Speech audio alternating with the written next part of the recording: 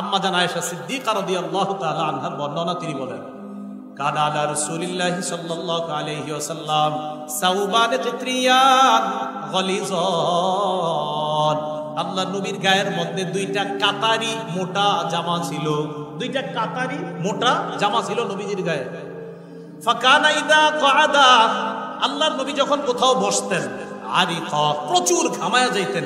এই মোটা কাপড় দুইটা দিয়ে যখন বসতেন প্রচুর ঘামায়া যাইতেন। সাকুলা আলাইহি, ঘামাইতে ঘামাইতে রসুলের জন্য খুব কষ্টকর হয়ে যেত, অস্বস্তিকর একটা পরিস্থিতির সৃষ্টি হতো। আবার বলছি, রসুলের গায়ে দুইটা কাতারি মোটা জামা ছিল, কোথাও যখন বসতেন প্রচুর ঘামায়া যাইতেন। ঘামানোর পর এই বিষয়টা রসুলের জন্য অস্বস্তিকর হয়ে যেত। ইতিমধ্যে ফাকাদিমা ফাজ্জুম মিনাশ শাম, ফাকাদিমা গাজ্জুম মিনাশ শামি লিফুলানি লিল ইয়াহুদি, সিরিয়া থেকে, শাম দেশ থেকে এক ইহুদির কিছু ব্যবসায়ী মাল আসছে। কার? ইহুদির ব্যবসায়ী কিছু মাল আসছে। তো ওই মালের মধ্যে দামি দামি পাতলা পাতলা কাপড়ও ছিল। আবার বলছি, শাম দেশ থেকে এক ইহুদির কিছু মাল আসছে, ব্যবসায়ী মাল। এই মালের মধ্যে দামি দামি পাতলা কিছু কাপড়ও ছিল। তো রাসূলুল্লাহ সাল্লাল্লাহু আলাইহি সাল্লাম বৈশা ঘামায়া যাইতেছেন, এটা কি কষ্ট না? আপনারও বৈশা একটু গরম লাগতেছে, কষ্ট হইতেছে না? তাহলে আজকে নবীর মোহাম্মদের কষ্টটা একটু সহ্য করে নেই, কি বলেন? আচ্ছা, দামি জামা আসছে, দামি কাপড় আসছে ইহুদির ব্যবসায়ী মালের মধ্যে। আম্মাজান আয়েশা নবীজিকে বললেন, ইয়া রাসূলুল্লাহ লাউ বাসতা ইলাইহি, হুজুর আপনি যদি কাউকে ওই ব্যবসায়ীর কাছে পাঠিয়ে দিতেন, ইহুদির কাছে। কয় কেন? ফাশতারাইতা মিনহু সাউবাইন ইলাল মাইসারা, হুজুর আপনি তার থেকে দুইটা কাপড় নিতেন, তবে ঋণে, কারণ আপনি এত টাকা দিয়ে কাপড় দুইটা কিনতে পারবেন না। নবীজিকে তার বিবি বলতেছে, হুজুর আপনি সচ্ছলতা যখন আসবে তার টাকা পরিশোধ করে দিবেন, এই শর্তে আপনি তার কাছ থেকে দুইটা জামা আপনি ক্রয় করে নেবেন। চিন্তা করেন, আল্লাহর পরে যিনি শ্রেষ্ঠ, দুই কাপড় কেনার মতো সামর্থ্য হচ্ছে না। বিবি পরামর্শ দিতেছে, দুইটা কাপড় নিয়ে নেন, টাকাটা পরে দিয়ে দেন, যখন আপনার একটু সামর্থ্য হবে টাকা দিয়ে দেন। ইহুদিরে বলেন না, দেখেন না কি বলে। ফারসালা ইলাইহি রাসূলুল্লাহ সাল্লাল্লাহু আলাইহি ওয়াসাল্লাম, আল্লাহ নবী এক সাহাবীকে পাঠায়া দেয়, যাও ইহুদির কাছে যাও, যাওয়ার পর বলবা দুইটা কাপড় আমি বাকিতে নিতে চাই, সচ্ছলতা আসার পর টাকাটা পরিশোধ করে দিব। নবীজির প্রতিনিধি ইহুদির কাছে যায়, যাওয়ার পর ইহুদি আল্লাহ রাসূলের ওই সাহাবীকে বলল, কদ আলিমতু মা তুরিদ, ইহুদি কয় আমি জানি তুমি কি চাও। ইন্নামা তুরিদু আন তাযহাবা বিমালি, আমি জানি তুমি আমার সম্পদ আত্মসাৎ করতে চাও। আমি জানি তুমি আমার সম্পদ আত্মসাৎ করতে চাও। মুহাদ্দিসিনে কেরাম লেখেন, ইহুদির উদ্দেশ্য তাকে বলা না, ইহুদির উদ্দেশ্য নবীরে বলা যে মুহাম্মদ আমার সম্পদ আত্মসাৎ করতে চায়। এই কথা বইলা ইহুদি কয় না, দিব না। নবীজির প্রতিনিধি নবীজির কাছে আসছে, আসার পর জানানোর পর নবীজি বললেন, কাযাবা, সে মিথ্যা বলছে। কদ আলিমা, সেও জানে, আন্নী মিন আতকাহুম লিল্লাহ, ইহুদিও জানে আমি সারা পৃথিবীতে আল্লাহকে সবচেয়ে বেশি ভয় করি। আমি এটা ইহুদিও জানে যে আমি সবচেয়ে বেশি আল্লাহকে ভয় করি। ও আদাহুম, আর আমি পৃথিবীতে সবচেয়ে অন্যের হক আদায় করি, এটা আমি সবচেয়ে বেশি আদায় করি। ইহুদিও ভালো করে জানে, ও শুধুমাত্র বাহানা করলো কাপড় না দেওয়ার জন্য। তো যাই হোক, হাদিস দ্বারা আমাদের উদ্দেশ্য হলো, ওই যুগেও ক্রয় বিক্রয় হইতো বাকিতে। তো বাকিতে ক্রয় বিক্রয় হওয়ার পর আপনি একজনের থেকে বাকিতে আনলেন, আনার পর আর টাকাটা দিলেন না, তাহলে বিশ্বস্ততা আর থাকলো না। এই বিশ্বস্ততা যখন উঠে যাবে, কিয়ামতের অপেক্ষা। তাহলে কি বুঝলাম? ঋণ দেওয়া ভালো, বাকিতে পণ্য দেওয়া ঠিক আছে, কিন্তু বিশ্বস্ততা থাকতে হবে যে আমার সময় মতো পাওনা পরিশোধ করে দিবে। আল্লাহ কথাগুলো আমাদের সকলকে বুঝার তৌফিক দান করেন। কাউকে আপনি ঋণ দেওয়ার পর তাকে সুযোগ দেওয়া, বলেন কি বললাম? ঋণ দেওয়ার পর তাকে কি করা? হ্যাঁ, তাকে আপনি সুযোগ দেওয়া। এখন ঋণের মধ্যে আরেকটা ঋণের কথা মনে রাখবেন, দা, কুরাল, কোদাল। আমাদের দেশে দা, কুরাল, কোদাল, লাঙ্গল ইত্যাদি এই বিষয়গুলা, এই জিনিসগুলাও ঋণ যদি কেউ চায় তাকে দেওয়া, যদি বিশ্বস্ত হয় যে তিনি দিয়ে দিবেন, এটা দেওয়া উচিত। আলী রাদিয়াল্লাহু তাআলা আনহুর বর্ণনা, ক্বালা রাসূলুল্লাহ সাল্লাল্লাহু আলাইহি ওয়াসাল্লাম আল মুসলিমু আখুল মুসলিম ইদা লাকিয়াহু হাইয়াহু বিসসালাম। নবীজি বলেন, এক মুসলমান আরেক মুসলমানের ভাই, মুসলমান তার আরেক মুসলমান ভাইয়ের সাথে যখন সাক্ষাৎ হবে প্রথমে বলবে আসসালামু আলাইকুম। সাক্ষাতে কি বলবে? আসসালামু আলাইকুম। ওয়া ইয়ারুদ্দু মা হুয়া খায়রুম মিন, আর যাকে সালাম দিবে ইয়ারুদ্দু আলাইহি মা হুয়া খায়রুম মিন, তিনি উত্তম ভাবে জবাব দিবে। এই কথা বলার পর রাসূলুল্লাহ সাল্লাল্লাহু আলাইহি ওয়াসাল্লাম বলেন, মুসলমান মুসলমানের ভাই, মুসলমান মুসলমানকে জুলুম করবে না, একজন আরেকজনের সাথে সাক্ষাতে সালাম দিবে, একজন আরেকজনকে সালামের জবাব দিবে উত্তম ভাবে। তো যখন এক মুসলমান আরেক মুসলমানের কাছে ঋণ চাইবে তখন যেন ঋণ দেয়। ওয়ালা ইয়ামনাউল মাউন, কোন মুসলমান অন্য মুসলমানকে যেন মাউন থেকে নিষেধ না করে। বলেন সবাই মাউন। পারেননি সূরা মাউন সবাই? আল্লাযীনা হুম ইয়ারাউনা ওয়া ইয়ামনাউনাল মাউন। তো নবীজি কয় কোন মুসলমান যেন আরেকজনকে মাউন থেকে নিষেধ না করে। আলী রাদিয়াল্লাহু তাআলা আনহু বলেন, মাল মাউন ইয়া রাসূলুল্লাহ, হুজুর মাউন কি জিনিস? নবীজি বললেন, আল হাদিদু ওয়াল হাজারু আশবাহু যালিকা। নবীজি বললেন, পাথর, লোহা, এই জাতীয় জিনিস, বর্তমান যুগে কোদাল, কুড়াল, দা, খন্তা, লাঙ্গল ইত্যাদি, এগুলা হলো মাউন। এইগুলা যদি কেউ ঋণ চায়, ঋণ দেওয়া, ধার দেওয়া, শর্ত তিনি বিশ্বস্ত হতে হবে। যদি বিশ্বস্ততা না থাকে, রাসূল কয় কিয়ামতের অপেক্ষা করে। ঋণ দেওয়ার পর যদি ওই ব্যক্তি অভাবগ্রস্ত হয়, হঠাৎ টাকা পয়সা ওলা মানুষ, তো হঠাৎ আপনার টাকা পয়সা হারায় গেছে, নাই, তাকে সুযোগ দেওয়া। আল্লাহ রাব্বুল আলামিন বলেন, ওয়া ইন কানা যু উসরাতিন ফানাজিরাতুন ইলা মাইসারা। ঋণগ্রস্ত ব্যক্তি যদি অভাবী হয়, অভাবগ্রস্ত হয়, ফানাজিরাতুন ইলা মাইসারা, সচ্ছলতা আসা পর্যন্ত তাকে সুযোগ দেওয়া। বলেন সচ্ছলতা আসা পর্যন্ত তাকে সুযোগ দেওয়া। ক্বালা রাসূলুল্লাহ সাল্লাল্লাহু আলাইহি ওয়াসাল্লাম মান আনজারা মু'সিরান আও ওয়াদা'a আনহু। নবীজি বলেন, কোন ব্যক্তি যদি অন্য কোন অভাবগ্রস্ত ব্যক্তিকে সুযোগ দেয় অথবা তার ঋণের কিছু টাকা কাইটা দেয়, আপনি 1 লক্ষ টাকা পান, কথার কথা কিছু টাকা আপনি এখান থেকে কেটে দিলেন। রাসূল বলেন, কেউ যদি কোন ব্যক্তিকে সুযোগ দেয়, অভাবগ্রস্ত ব্যক্তিকে সুযোগ দেয়, এই মিয়া টাকা দাও না, কেন, কবে দিবা? ভাই আগামী সপ্তাহে দেওয়ার কথা ছিল, আমি তো সমস্যা বেড়ে গেছে। ও আচ্ছা আচ্ছা ঠিক আছে, পরের সপ্তাহে দাও।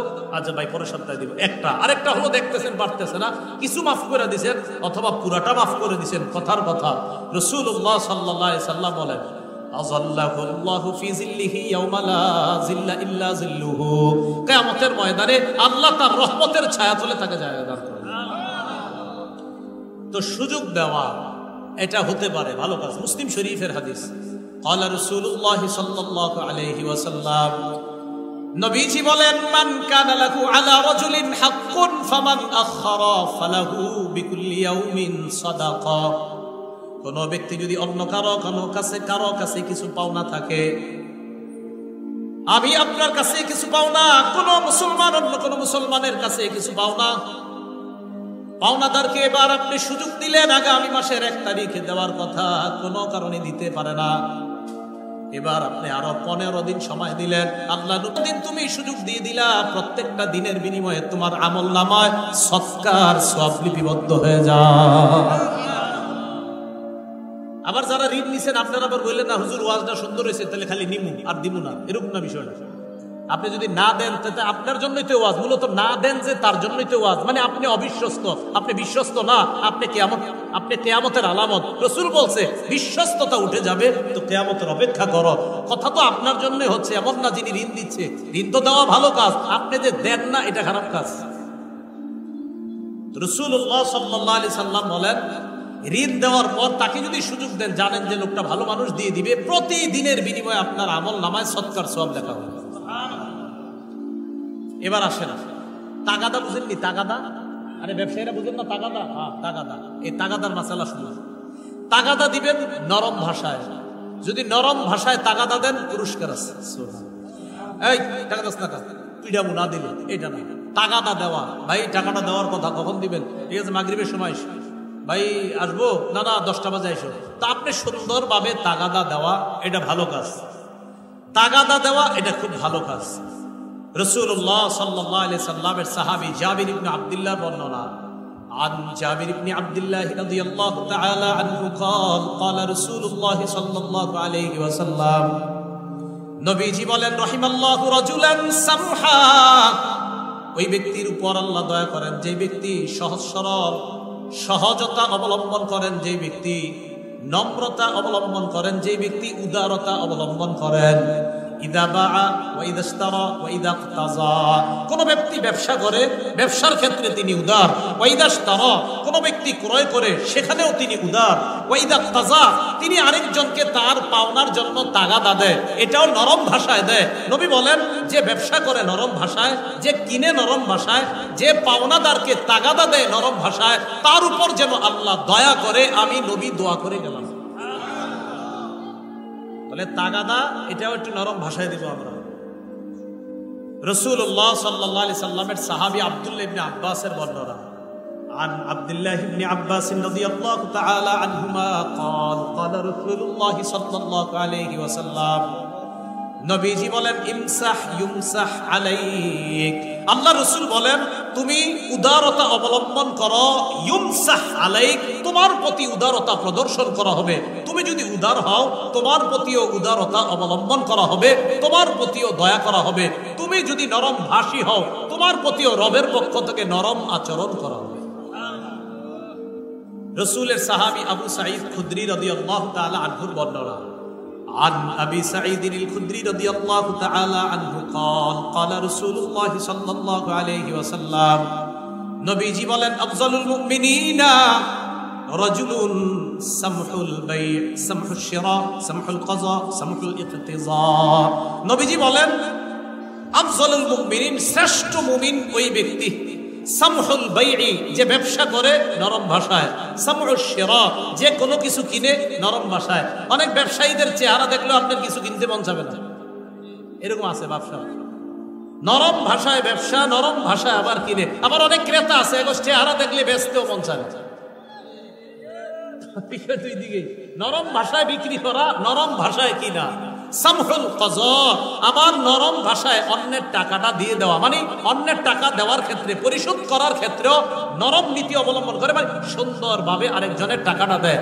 4 নাম্বার ওয়া সামহুল ইখতিযা, আরেকজনকে যখন তাগাদা দেয় টাকা দেওয়ার সময় এটাও নরম ভাষায় দেয়। তাহলে ব্যবসা করে নরম ভাষায়, কিনেও আপনার খুব নম্রতা অবলম্বন করে, আবার যখন টাকা আদায় করে এটাও সুন্দরভাবে আদায় করে দেয়। আবার যখন কারো কাছে টাকা পাওনা, এই পাওনার তাগাদাটাও সুন্দরভাবে দেয়। রাসূল বলেন আমি ঘোষণা করে দিলাম এই ব্যক্তি পৃথিবীর শ্রেষ্ঠ মুমিন।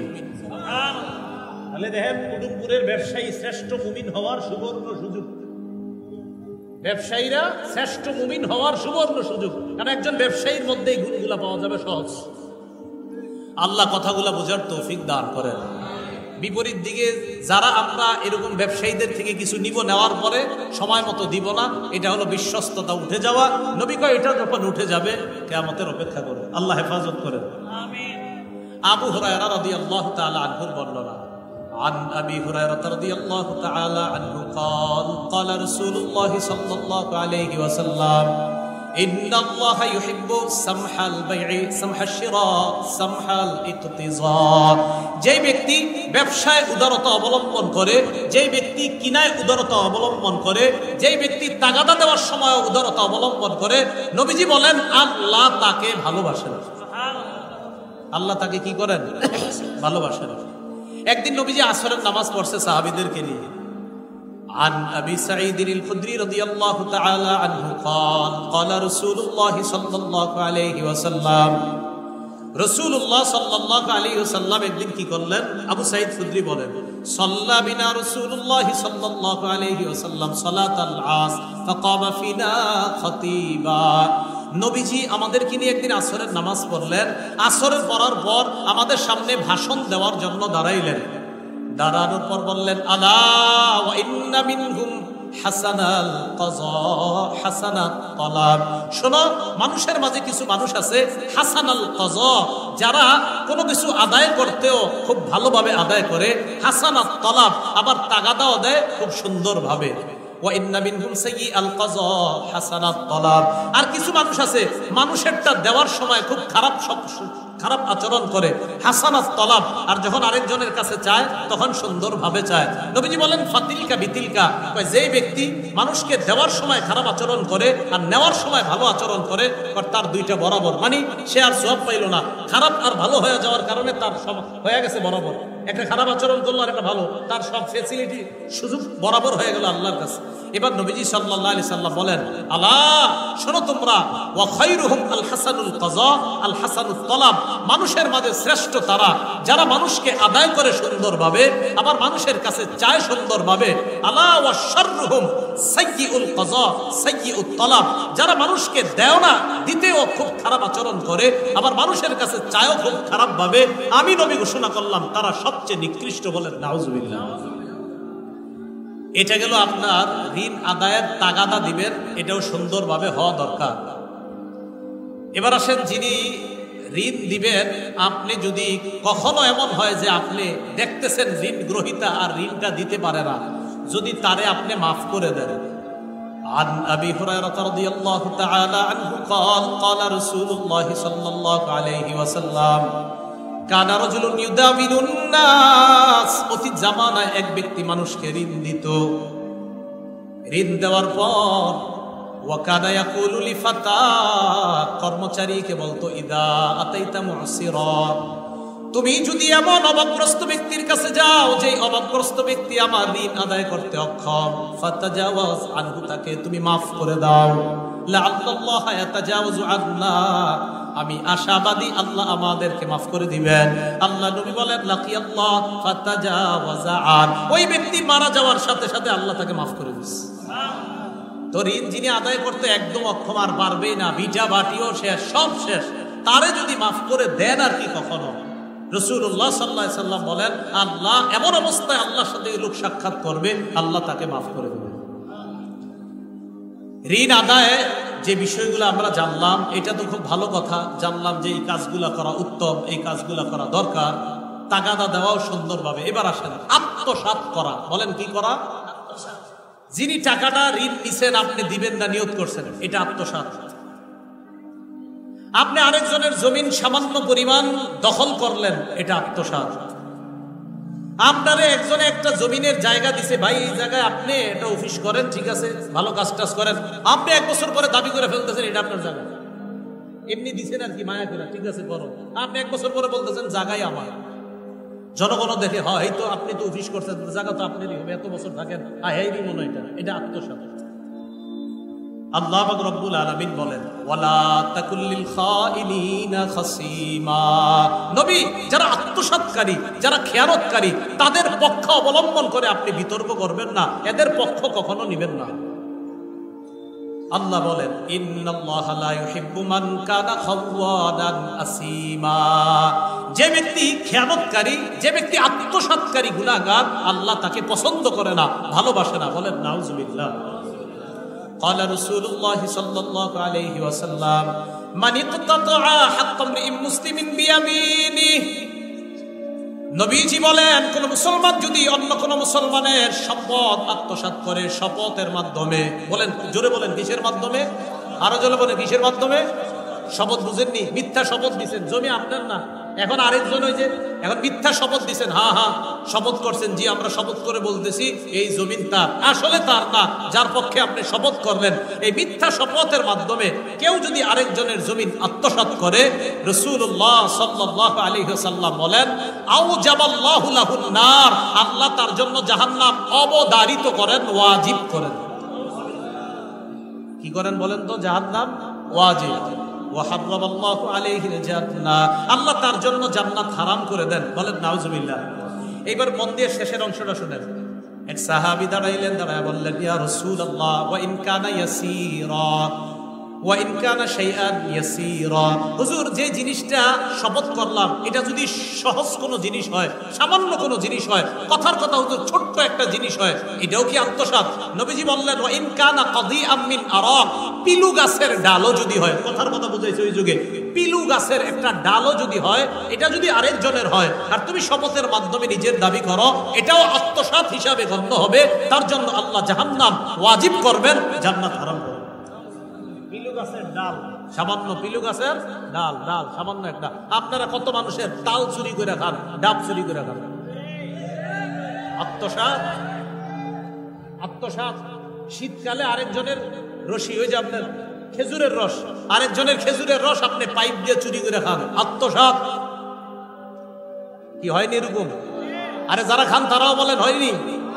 হ্যাঁ, এটা ঠিক না, এটা অন্যায়। রাসূলুল্লাহ সাল্লাল্লাহু আলাইহি সাল্লাম বলেন ওয়া ইন কানা কাদিআম মিন আরাক, পিলু গাছের ডালও যদি কেউ চুরি করে এটাও আত্মসাৎ। এবার জমিনের ব্যাপারে কি কয় দেখেন। ক্বালা রাসূলুল্লাহ সাল্লাল্লাহু আলাইহি ওয়াসাল্লাম, নবীজি বলেন মান ইকতাতা কিদা শিবরিম মিনাল আরদ, কোন ব্যক্তি যদি এক বিগত পরিমাণ জমিন কারো আত্মসাৎ করে, তুফিকাহু মিন সাবঈ আরদিনা, কিয়ামতের মাঠে তার গলায় 7 তবক জমিন ঝুলিয়ে দেওয়া হবে, সামান্য পরিমাণ জমিন। তাহলে এটা আত্মসাৎ যদি কেউ করে, আল্লাহ আমাদেরকে হেফাজত করে। এক ব্যক্তি নবীজির মাল পাহারা দিত, তার নাম কিরকিরা। বলেন কি নাম? কিরকিরা। বলেন তো সবাই কি নাম? عن عبد الله بن عمر رضي الله تعالى عنهما قال كان على سقل رسول الله صلى الله عليه وسلم رجل يقال له كركرا فمات فقال رسول الله صلى الله عليه وسلم هو في النار। নবীজির মাল পাহারা দিত কিরকিরা নামে এক ব্যক্তি। এই ব্যক্তি মারা গেল। মারা যাওয়ার পর নবীজি বললেন সে জাহান্নামী। ওই কিরকিরা মারা গেছে, নবী কয় সে জাহান্নামী। সাহাবীর অবাক, আরে সে জাহান্নামী হবে কেন? সাহাবীরা তার বাড়িতে গেলেন, যাওয়ার পর তালাশ করলেন এই লোকটা জাহান্নামী কেন, দেখা দরকার। বাড়িতে গেল, যাওয়ার পর দেখে ওই ব্যক্তি যে মাল পাহারাদারি করত, ওই মালের মধ্য থেকে একটা জামা অন্যায় ভাবে আত্মসাৎ করেছিল। একটা জামা, যে মাল পাহারা দিছে ওই মালের একটা জামা আত্মসাৎ করছে। নবীজি বলেন এই জামা আত্মসাৎ করার কারণে কিরকিরা নামক লোকটাকে বললেন জাহান্নামী। ভাই একবার চিন্তা করেন, মানুষের কত দামি জিনিস আমরা আত্মসাৎ করতে, গন্ডার পর গন্ডা, কাটার পর কাটা, শতকের পর শতক জমিন আমরা আত্মসাৎ করতেছি। মানুষের কলমের খোঁচায় একটা সহজ সরল মানুষকে বোকা বানায়া তার 1000 কোটি টাকার সম্পদ আমি আত্মসাৎ করতেছি। আপনি কার জন্য করতেছেন? এক বিগত পরিমাণ, তা আপনার গলায় 7 তবক জমিন, আপনি তো বিঘায় বিঘায় আত্মসাৎ করতেছেন। কি জবাব দিবেন? এটা কেন? বিশ্বস্ততা উঠে যাবে। রাসূলুল্লাহ সাল্লাল্লাহু আলাইহি সাল্লাম বললেন যখন বিশ্বস্ততা উঠে যাবে তখন তোমরা কিয়ামতের অপেক্ষা করবা। কথাগুলো কি আপনাদের বুঝে আসছে? আল্লাহ আমাদের সকলকে বিশ্বস্ততা অর্জন করার তৌফিক দান করুন। কিয়ামতের আগে, একদম আগে বড় বড় 10টা আলামত ঘটবে। বলেন কয়টা? 10টা। এই 10টার মধ্যে একটা আলামতের নাম দাজ্জাল। বলেন কি নাম? দাজ্জাল। দাজ্জালের আগে মাহদি আলাইহিস সালাতু ওয়াস সালাম তিনি দুনিয়াতে আসবেন। খুব মন দিয়ে শুনেন জায়গাটা। আপনারা যারা ফেসবুক চালান, ইলেকট্রনিক মিডিয়া চালান, সবাই এক ঝামেলা, হঠাৎ হঠাৎ স্ট্যাটাস দিয়ে ফেলেন আগামী বছরের অমুক তারিখে মাহদি দুনিয়াতে এসে বলবে। অনেকে আবার বইলা ফেলে আমি মাহদি। আমাদের বাংলাদেশি কয়েকজন বলছে ইনি মাহদি। আমার সাথে বলেন, সবাই বলেন, বলেন মাহদি তিনি হবেন। বলেন বলেন মাহদি তিনি হবেন যার সাথে নবীজির বক্তব্য মিলে যাবে। যার সাথে নবীজির বক্তব্য মিলে যাবে তিনি হবে কি? মাহদি হবে। এখন দেখি রসুলের বক্তব্য কিছু মিলানোর পর আর কোনোদিন স্ট্যাটাস দিবেন না উল্লাপাল্লা, যে মাহদি আয়া বলবে আগামী বছর অমুক তারিখে, এটি দিবেন না। রমজানে তো কিয়ামত ঘটায় ফেলছিলেন। ইবনে মাজাহ 4083 নম্বর হাদিসের বর্ণনা। عن أبي سعيد الخدري رضي الله تعالى عنه قال أن رسول الله صلى الله عليه وسلم قال নবীজি বলেন ইয়াখরুজু ফি উম্মতি আল মাহদি নবীজি বলেন আমার উম্মতের মধ্যেই মাহদি বের হবে, ইয়াকুনু ফি উম্মতি আল মাহদি, মাহদি আমার উম্মতের মধ্য থেকে বের হবে। সুবহানাল্লাহ। তাহলে একটা পাইলাম মাহদি এই উম্মতের মধ্যেই হবে মাহদি। এরপরে নবীজি বলেন ইন উসিরা ফাসাবউন ওয়া ইল্লা ফাতিসউন, তিনি হয়তো 7 বছর রাজত্ব করবেন, না হয় 9 বছর রাজত্ব। বলেন তো সবাই, মাহদি কোন উম্মতের মধ্যে হবে? মাহদি কয় বছর রাজত্ব করবেন? অথবা 9 বছর। আর কি ফাতানআম ফিহি উম্মতি নি'মাতান লাম ইয়ানআমু মিসলাহা কদ্দু। নবীজি বলেন মাহদির সময় আমার উম্মত এত প্রাচুর্যের অধিকারী হবে, এই পরিমাণ প্রাচুর্যের অধিকারী উম্মত আগে কখনো হয় নাই। এত পরিমাণ প্রাচুর্যতা আল্লাহ তাদেরকে দিবেন।